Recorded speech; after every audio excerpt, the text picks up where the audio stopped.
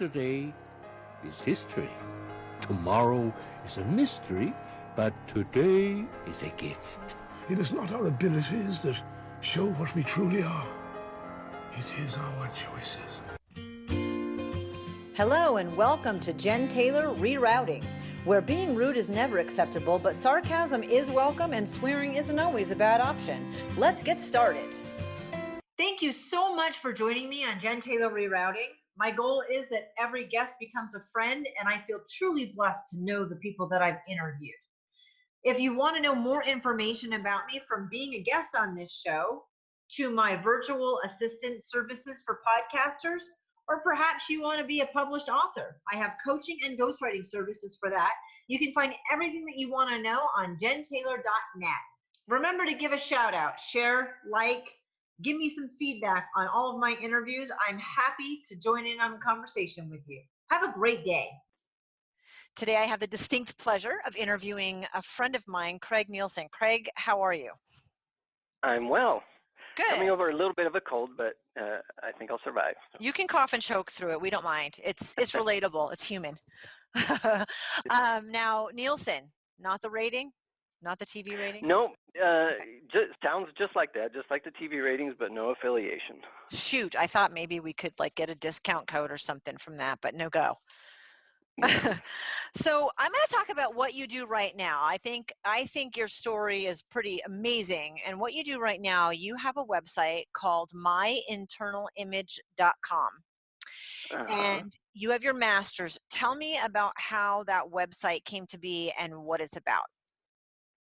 Okay, so what I am is I'm a professional coach, and I work primarily with women who maybe have issues of low self-esteem, low self-confidence, and they're looking for that push to really come out of their shell and live life what I call fully empowered and self-confident. My internal image came about. It's actually related to a scripture, and I came about that with the scripture passage where Jesus talked about the kingdom of heaven is within you. And it's also kind of my play on what is so prevalent in our culture that tells women that what is so important is how pretty and perfect they are, the outer image, which obviously is not where self-empowerment comes from. It comes from within, and the belief in yourself and the confidence you have inside. So that's how I came up with the concept of my internal image versus anything external. Agreed. And there's a lot of princess stuff out there. I have a lot of little girls, and they always talk about wanting to be the princess because the princess is pretty and wears the clothes. And I think, the best princess would be the one that's strong and confident and fair and kind. And that's not out there in Barbie land very much. So it's everywhere from little kids. And like you said, men aren't exempt from this, but if we're focusing a little bit more on women, do you by any chance know the differences in percentage of depression and suicide rates between women and men? I don't know that. I only know of one study, or where they talk about who's popping pills for this, and it's estimated that 1 in 4 women are taking some form of medication for either depression or anxiety. And when it comes to men, they estimate it's about 1 in 7 and 1 in 8.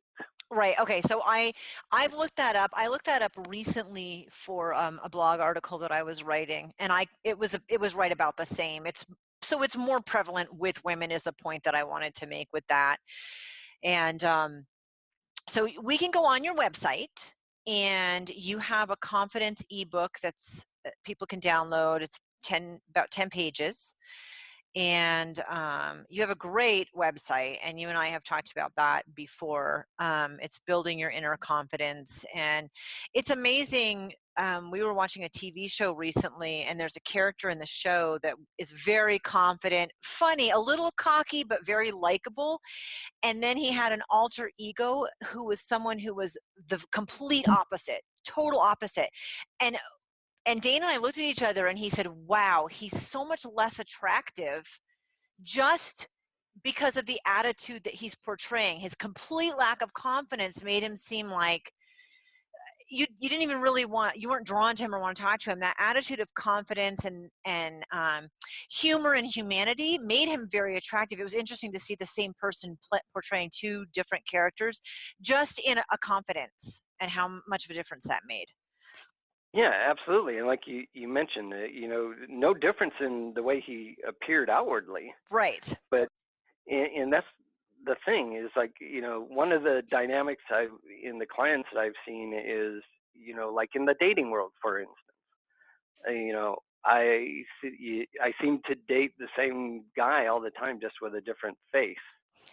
And, and I don't get it. I'm a well accomplished and all this. But there's that underlying thing, what is your aura? What are you projecting? What is deep inside that gives off this aura that is, we talk about energy. Energy attracts like energy. So, whatever your belief inside and whatever you're projecting is what you're going to attract. Right. I love this stuff. So you're really involved in this. You have your master's in, what's your master's in? My master's is in counseling and educational psychology. My emphasis of study was actually in college student development. The original plan was to go to work for a college or university and work as a counselor.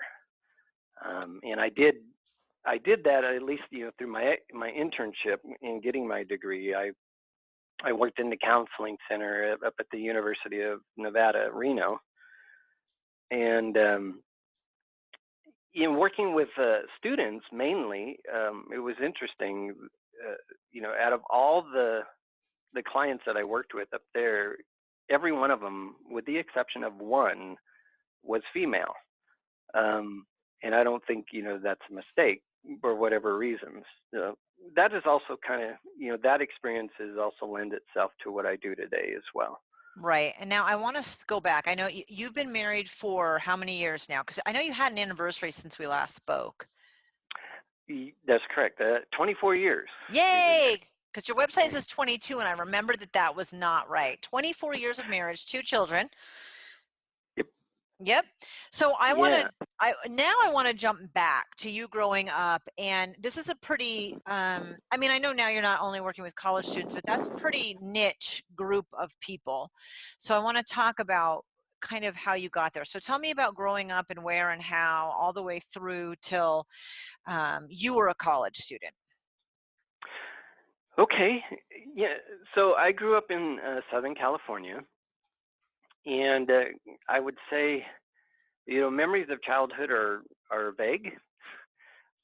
Let's just say I grew up, very insecure. I've always been a very thin fellow. I still am today. And as a young man, being a skinny kid, I was an easy target for being bullied and whatnot. Didn't really have much encouragement, and at the age of 8, I started to play the drums, and I became kind of obsessed doing that. That was kind of my refuge, and early on, I developed a very simple plan in life.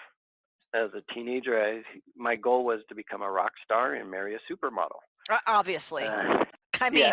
Clearly that's the goal. Yeah, because after all, if that's the kind of people that society admires, right? So that was my goal, and I actually made a good run of it. After high school, I went off to Hollywood. I went to music school. I got into playing in bands and doing that whole thing.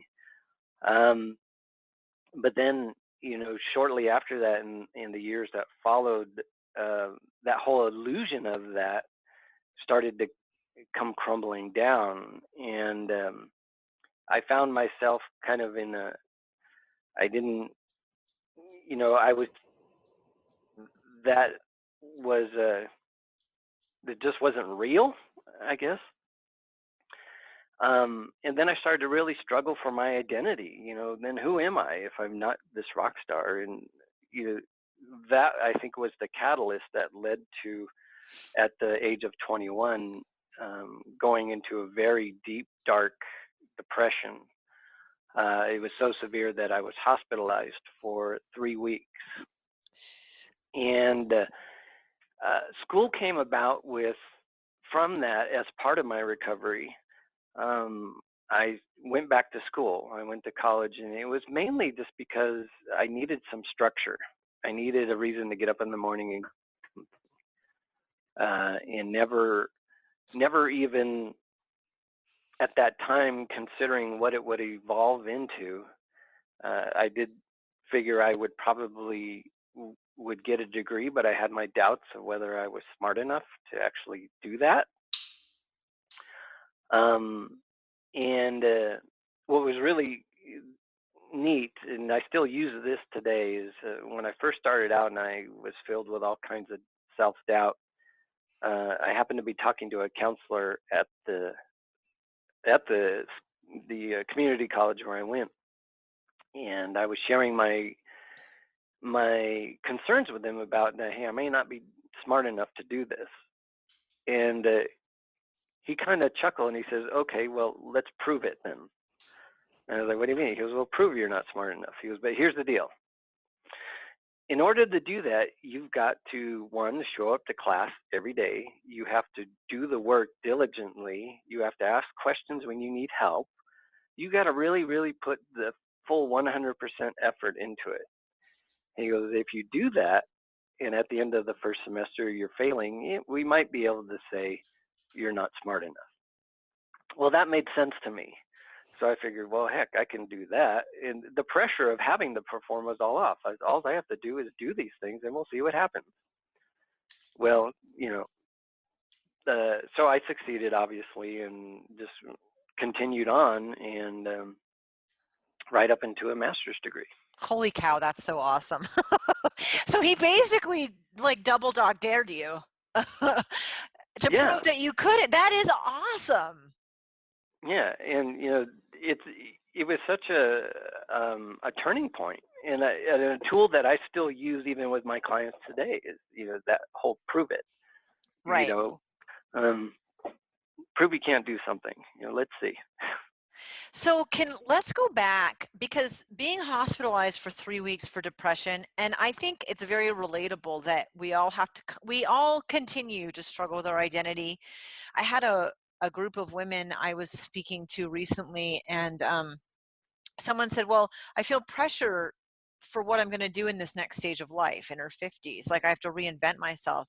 And I said, so when you go to college at like 18 years old and you have to figure out what you want to do, but you don't have that much life experience, why do we think that that's one and done? Like you figure out who you are and what you're going to do, and that's it. And then we hit this certain age where that's not serving us anymore. So you have to reinvent yourself. Why are we reinventing ourselves instead of just having it be a continuation of who we are? And I don't think that ever ends. Do you? I mean, that whole who am I and what I want to be when I grow up sort of attitude, it's never stopped for me. I mean, I wasn't born a runner, but I'm a runner. I wasn't, I wasn't born 47 years old. I became that. And so why isn't it a constant progression? But when you're younger, and we both have teenagers, or how old are your kids now? We have a son who is 15 and our daughter is 19. Okay. And just started college. Right. So we are living that whole who am I and what do I want to be. And at that age, that's very crucial. They're learning an awful lot very quickly.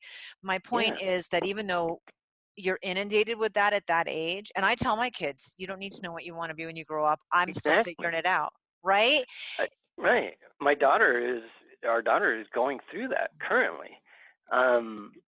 And I think part of what drives that is we're conditioned in our culture. I mean, when you meet somebody for the first time, usually what is the first question? Hi. And what do you do? You are so-and-so. What do you do? Yeah. What do you do? Which I always thought, implicit in that question is, how much money do you make? Is what they're really looking for. So, the thing, our daughter, she's a freshman, and at this point, she's undeclared. Right. And people are constantly hitting her with, what are you majoring in? What are you doing? And she's like, she gets frustrated with that, and I understand that. So I put her at ease. I said, you'll figure it out. I have no doubt. She's an excellent student. She's got her head on straight. She does really, really well in school. But that was even me, before figuring out, I had to get and take some classes and try it on and see, is this Right. me or not? I tell my kids the same thing, and I'm like, you just let your counselor know to give me a call. Yeah, Because right. because you don't have to know right now. And even if you say something, even if you declare a major, it probably will change 10 times in the next couple of years. So Exactly. you don't know I what you mean, don't know. right. And, for instance, like in my undergraduate work, my bachelor's degree is in speech communication. And the only reason that happened was because I was taking classes trying to figure it out. And in my recovery from depression, I took a speech class. And I remember distinctly the first day of class, the professor saying that public speaking was the number one fear of people in America. So right there on the spot, I said, that's for me. Because understanding that fear played a big part in my depression, I figured if that is true and I can do that, then I can do anything. So that's where I declared speech major, and I got my bachelor's in speech. Now, years later, that came into play, but um, that was it, figuring out that this is fit. This is for me at this time. And the at this time is like, that's the critical key in all of this, but not just when you're a teenager figuring it out. It's your entire life. Geez, if you had ever asked me at 18 what I would be doing at 47 and what happened along that path, there is no way in a million years if there were a list of 10 things, I probably maybe would have gotten one, and that was having kids.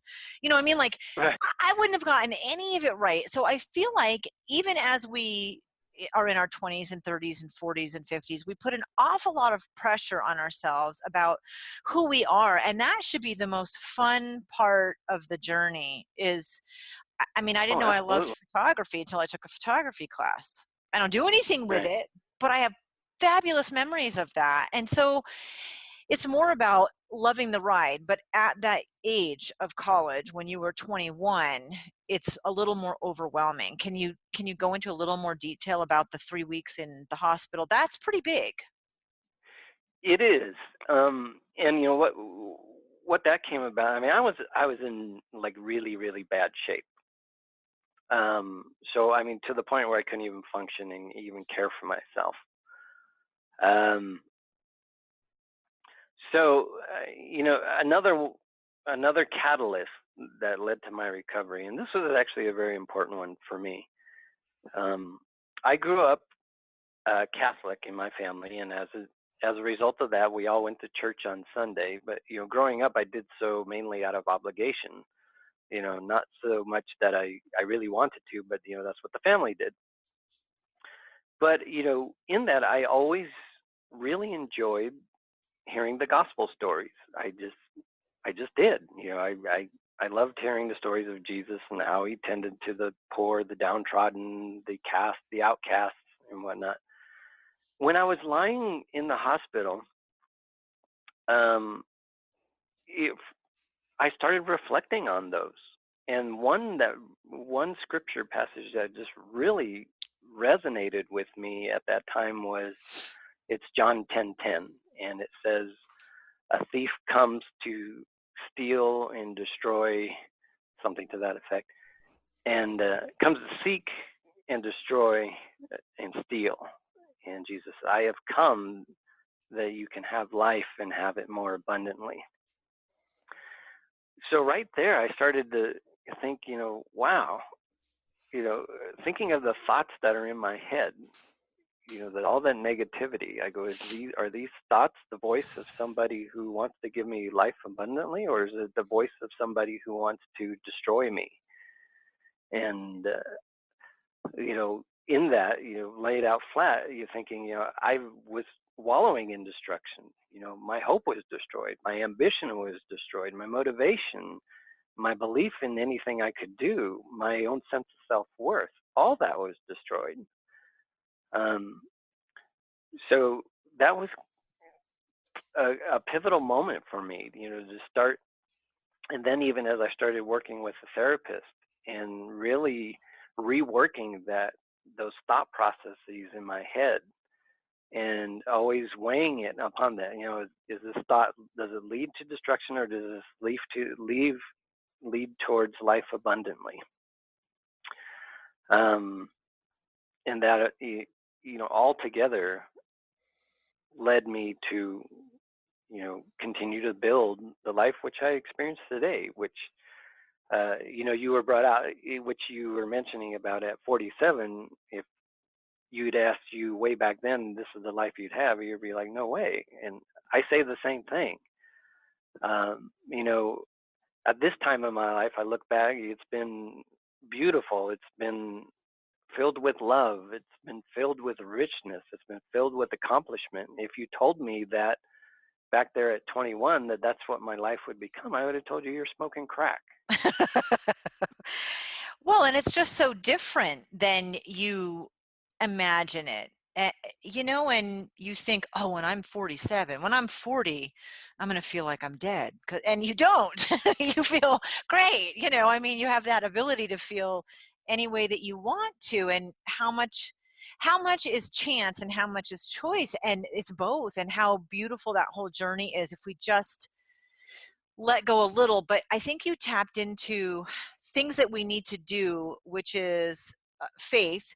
And I want to come back to that. But then therapy, you said. So, there are a lot of modalities that help people feel better, which I think Right. of, whether it's therapy or getting your nails done or going to church, those would, correct me if you think I'm wrong, those would fall under a self-care category. Oh, absolutely.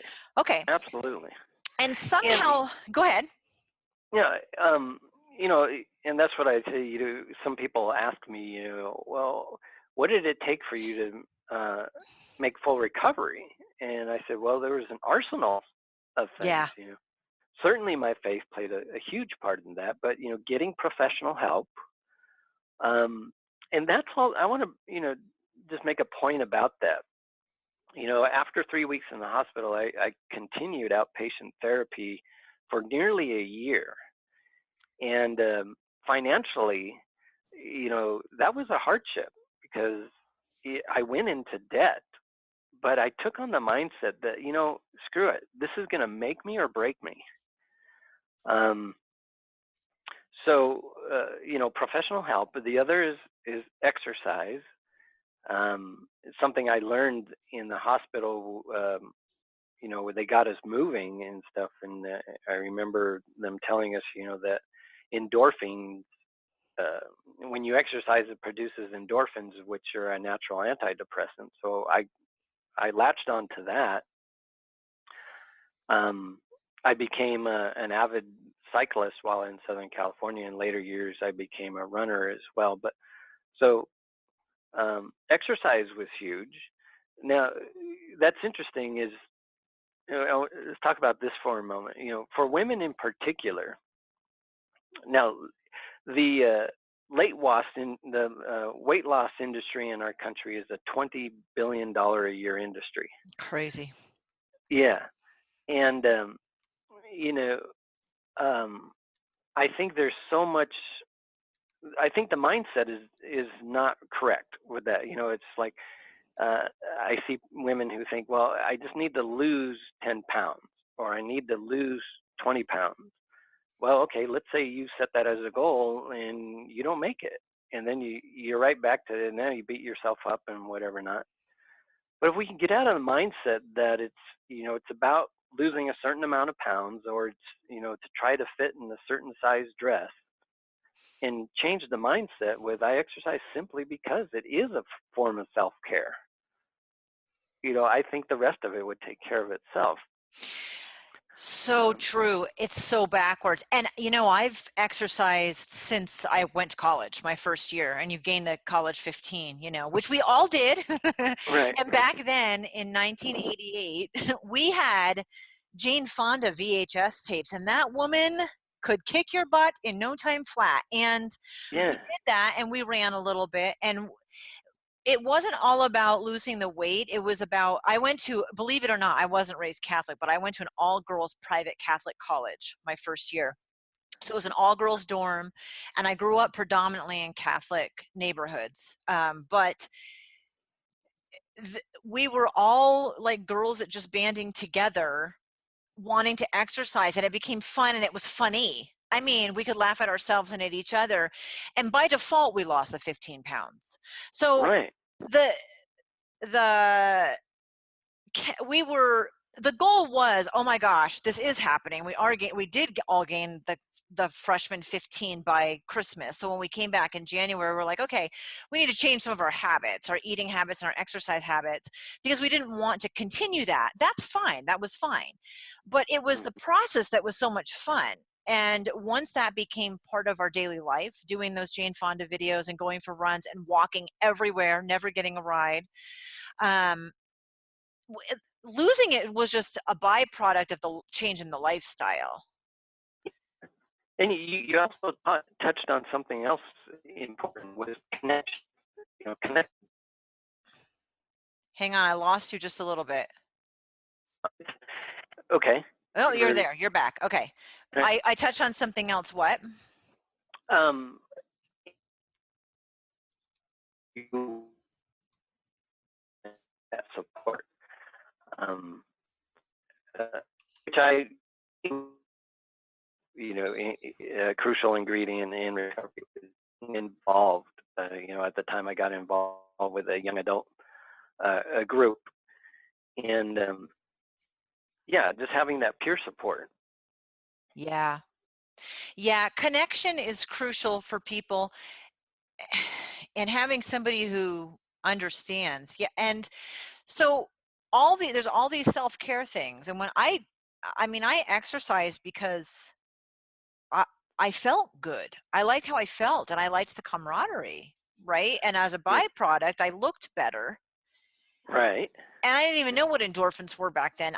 I just knew I liked the people, I liked the process, and I liked how I felt. And as a byproduct, I also liked how I looked.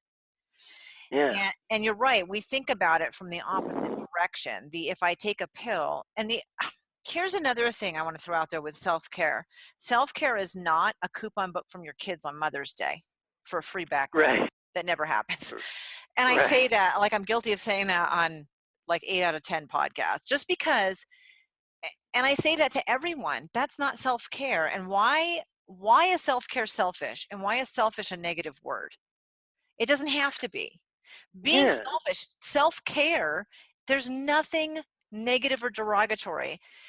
And looping it back to scripture, I always think of the woman at the well. Right. Right? Oh, one of my favorite stories.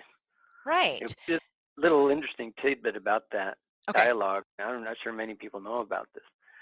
Is that particular scripture passage is the longest recorded dialogue between Jesus and one other person. Oh, no kidding. Yeah. It's really cool. But I also want to make a point about that. Self-care is not selfish, and we even see a couple points to that. One, we see it in the Gospel of Mark, and I can't think of the passage at hand, but the scene is where Jesus goes off to be by himself, and a crowd starts to assemble. They want his attention, and so his disciples come to him and basically say, "Hey, there's a crowd gathering." And his response to them is, "Okay, we'll go somewhere else then." Jesus was very much, understood that. And I think it's even, most critical when he talks about the greatest commandment of all. You must love your God with all your heart, soul, and mind. And then the other is like it. You must love your neighbor as yourself. Because that's the equation. You can't have,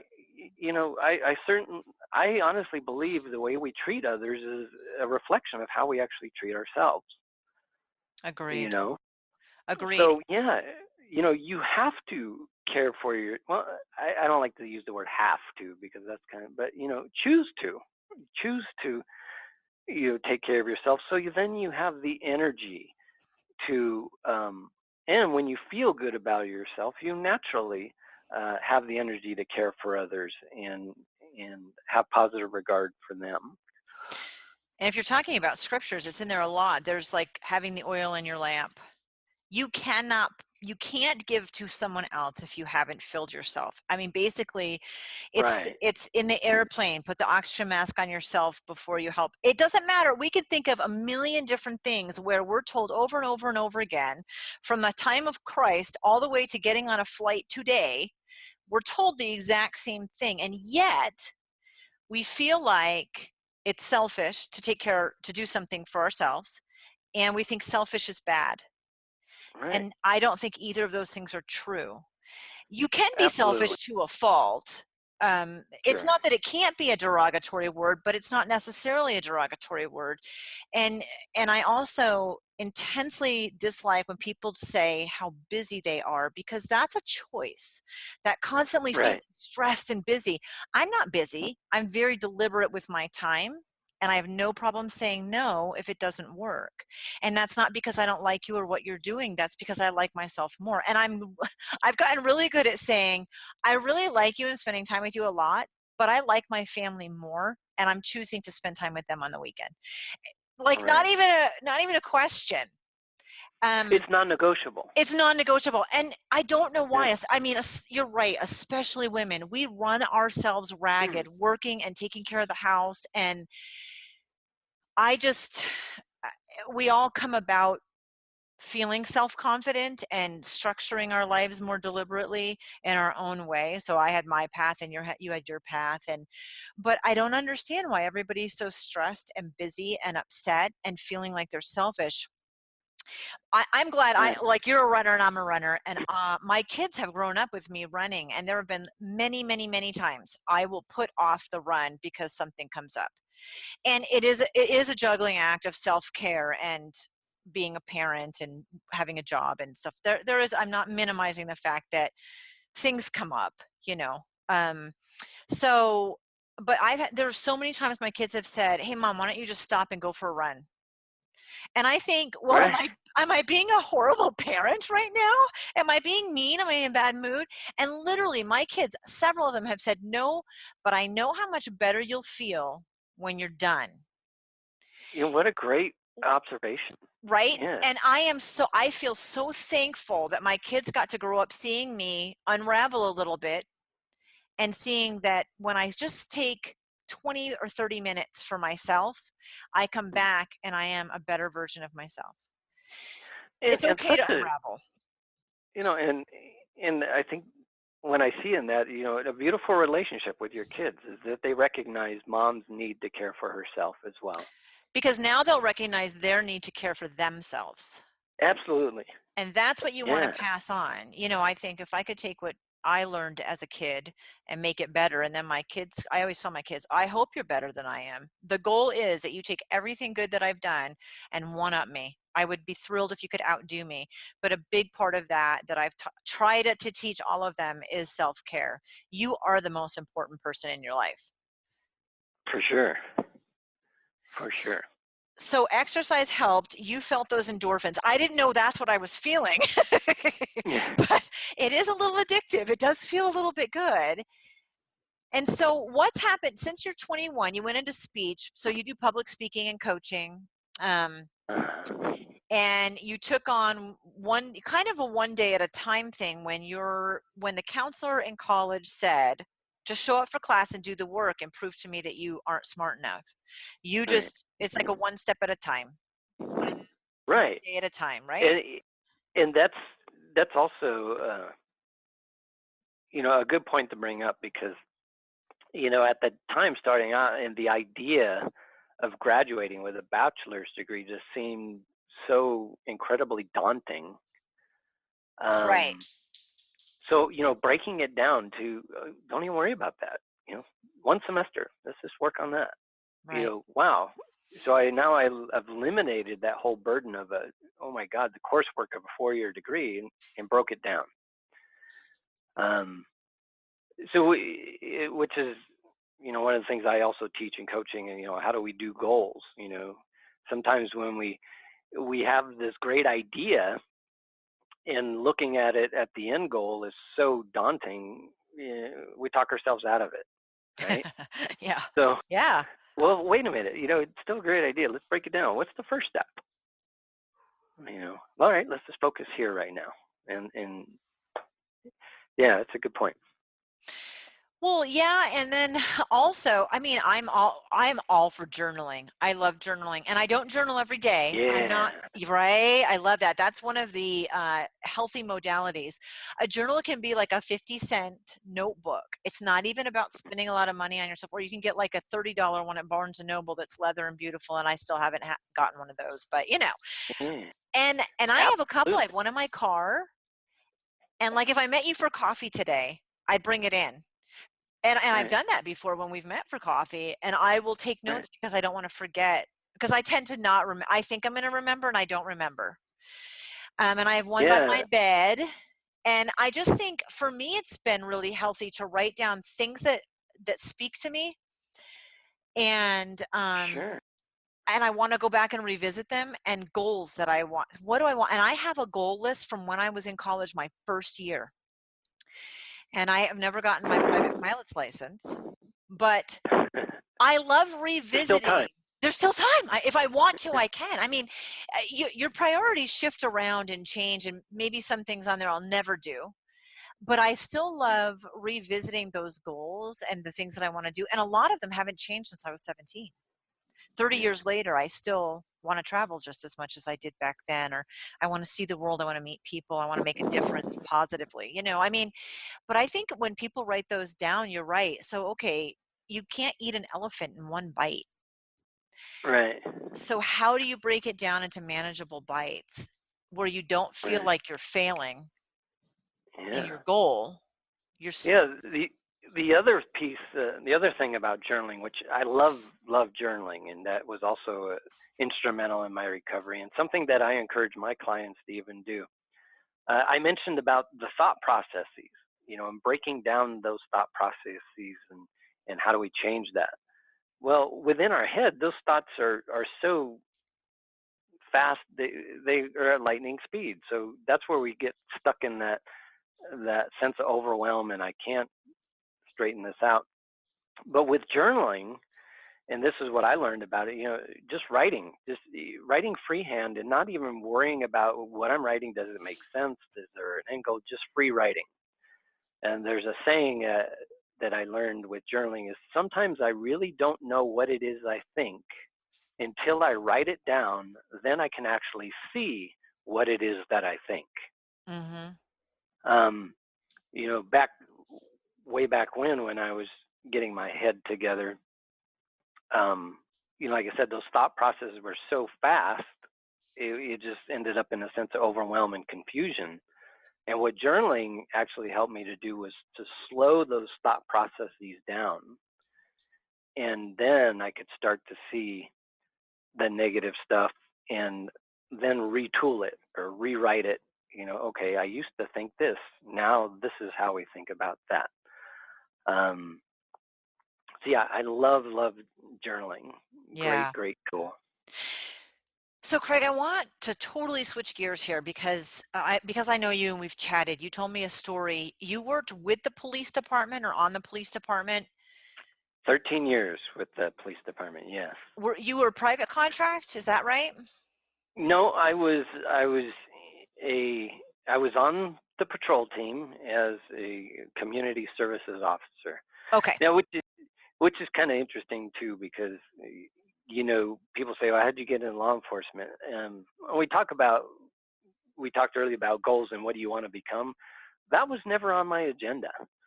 It was it was simply really at a time in my life where I needed a job and they were hiring, and I got into it, and it actually worked well for me because it paid well. I had good benefits.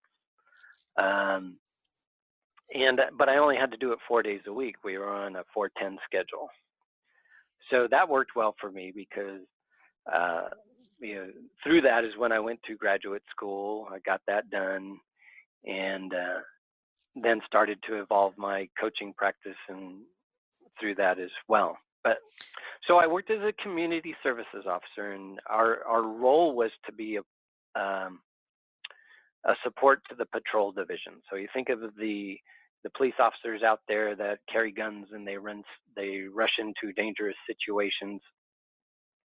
Well, we drove patrol cars too, and we were uniformed, but we didn't carry guns.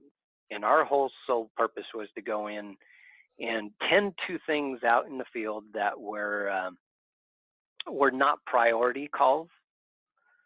So, benign calls like cold burglaries, meaning, if you came home and you found somebody in your home, they're going to send the regular police officers with the guns.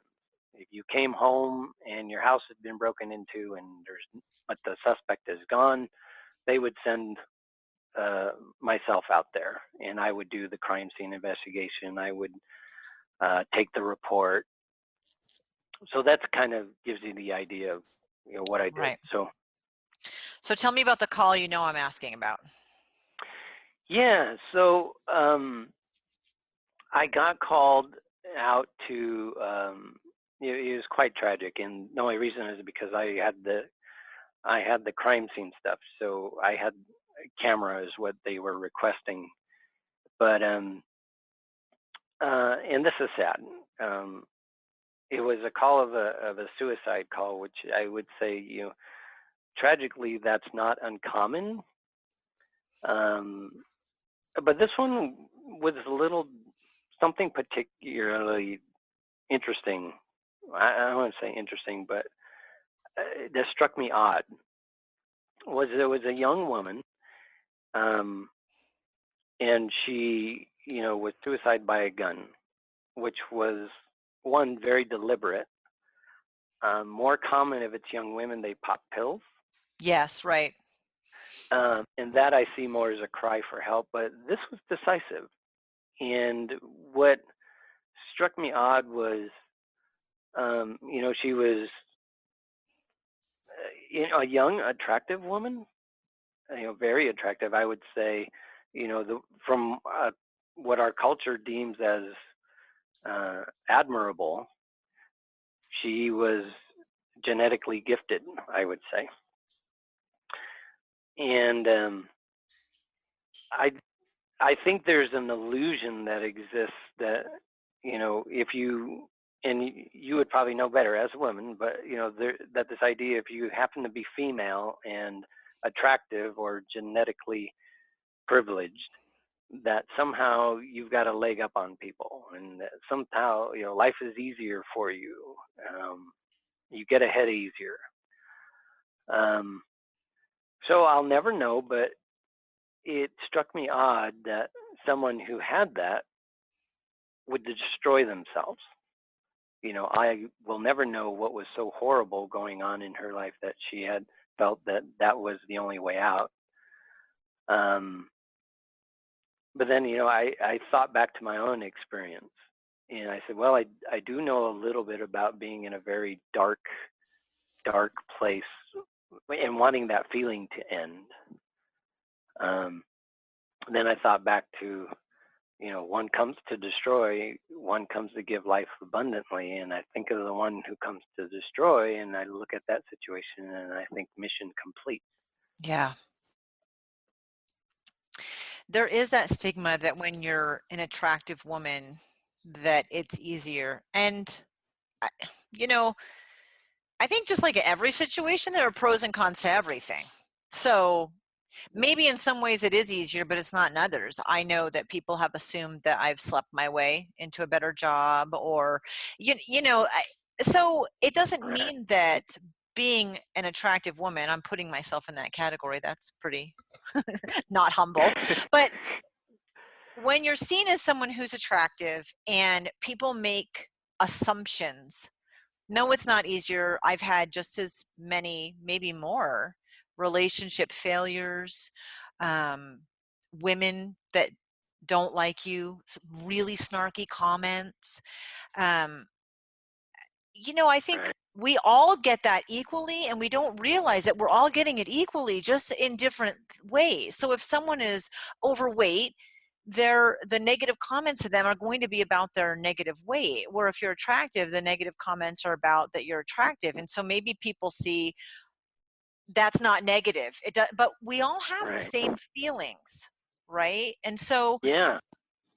whether you're being made fun of because you were a skinny kid or someone else is being made fun of because they're heavy, you're too tall, you're too short, your butt's too big, it's too small. It doesn't matter.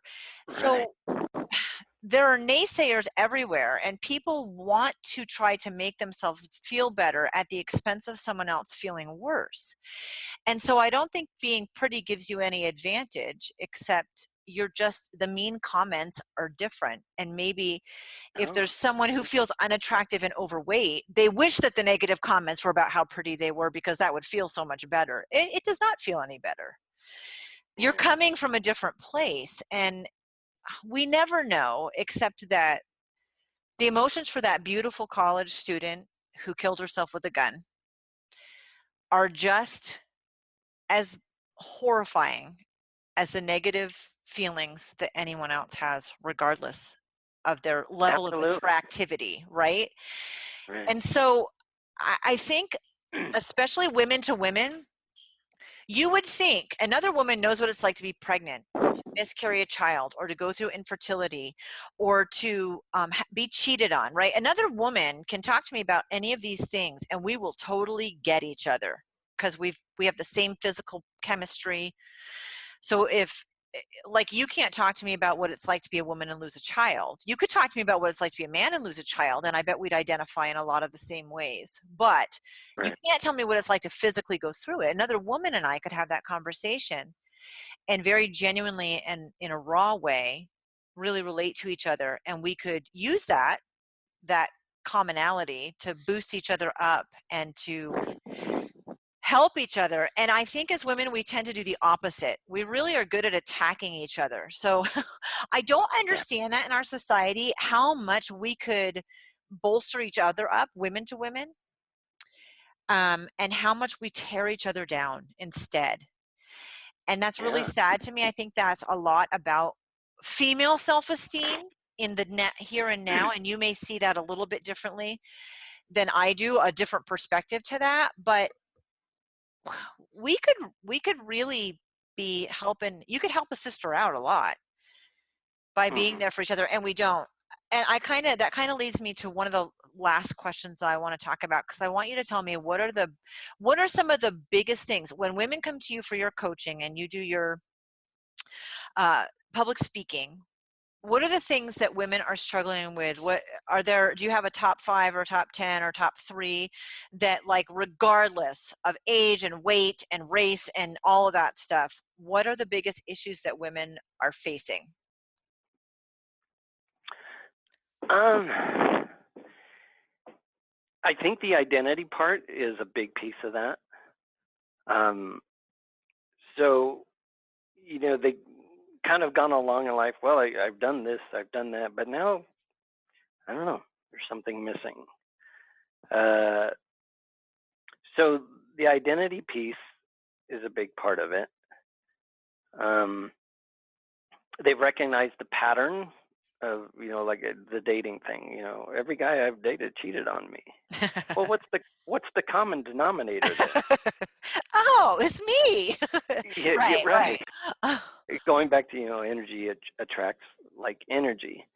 Um, you know, um, I'm in a job I hate, and but I'm dependent on it. I don't know how to do anything else. Um, That's so hard. That's hard because yeah, it's scary in a different way and you feel so stuck. right, right. Um, and that's the other thing. I just feel insecure. I've always felt insecure, That and that's that kind of the feeling of thing. not being enough in one way or another. Not being enough. I don't have the confidence. Um, I know this is what I want, but I'm stuck. I don't even know the first step to get there. Um, a lot of ruts. Yeah. That's what I think. People are in a lot of ruts. Yeah. I see women whose Yeah. kids are leaving the house, because I'm at that age where our kids are leaving the house, and they're panic stricken because like their entire identity has been in parenting their kids. And that it's huge. I mean, raising I made these children. I made them, I raised them, it's huge, but I think it's because the identity was so wrapped up in one thing, the job, the raising the kids, that we have Uh-huh. no idea who we are outside of that thing. Yeah. Yeah, and that's another point. I just last week I was speaking to a mom's group, and it was just really 2 points I was giving them was the tips on how do we raise our kids to be confident and self-insured, and that issue of being a mom and the importance of self-care and how do we do that, and some of the conversations I had after I was done talking was that was a huge concern for them is I do have daughters and how do I instill them a sense of confidence and self-esteem, and so even in that brief conversation we just here's a few strategies, things to be aware of. So I've worked in that angle as well as and now I'm a mom, and I've been kind of insecure in my life, but I don't want my kids to grow up that way. Yeah, so how are you that you have to be that example of that? So Right. it comes right back. Yeah. I think all self-esteem issues come back to the same thing. Well, you need to do it for you before you can Mhm. show somebody else Right. how to do it for, right? It comes back to self-care. It does, and that's where I really the conclusion of my talk is that point. I've talked about these things. These are the tips. I go, but in order to carry this out, and in order to do that, we've really got to take a hard look at ourselves and what are we projecting. Right. Craig, thank you so much for sharing. I know people can find you through myinternalimage.com. Is there somewhere easier to find you, or is that the best way? That's probably the easiest way. I'm out there on social media. You can find me on Facebook. You can find me on Twitter. Just one other plug I have going. So for anybody who'd be more interested in reading a bit about my story in recovering from depression, there is a book coming out in spring. The book is titled Using Your Setback to Propel You Forward, and I was a contributing author to they're all stories of authors who have gone through some sort of adversity and have transformed that into something productive in their lives. So look for that to come. Okay. Yeah. So will that be on Amazon?